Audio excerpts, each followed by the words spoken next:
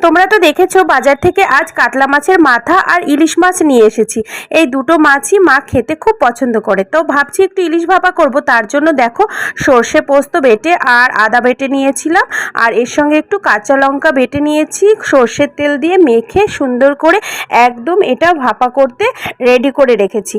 তো এটা এখন ভাপা বসিয়ে দেবো, আর আমি দেখো ভাপা বসিয়েও দিয়েছি। আর এটা করতে না টাইম লাগে খুব কম, আর একদম কম আঁচ করে বসিয়ে দিতে হবে। খুব জোরে জাল দিলে কিন্তু মাছটা কাঁচা থাকবে আর হবে না।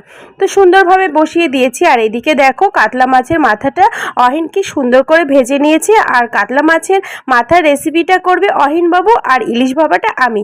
তো আমরা তো জানোই দুজনা খুব মিলেমিশে কাজ করতে পছন্দ করি, তার জন্য কিন্তু সত্যি আমাদের ভালোবাসা আরও 10 গুণ বেড়ে যায়। আর মার এটা দেখে খুব ভালো লাগছে যে আমরা দুজনা সবসময় এইরকমই থাকতে ভালোবাসি, এইরকমই থাকি। মা বলছে সত্যি তোদের দেখেও আমি